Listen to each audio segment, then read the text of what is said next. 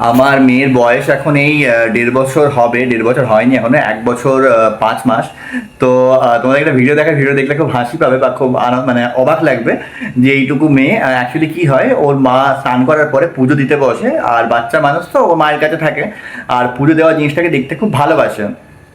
কারণ ধূপ জ্বলে, প্রদীপ জ্বলে, শঙ্খ বাজে, আরতি হয়, তাই না?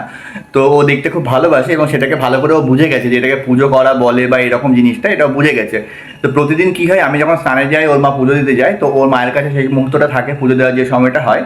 তো আমার মেয়ে ছিল শিখে গেছে, এবার এখন শাড়ি পরতে খুব ভালোবাসে, ও শাড়ি পরাটাকে মানে বোঝে কিছু একটা, যে শাড়ি পরলে আমাকে দেখতে ভালো লাগে।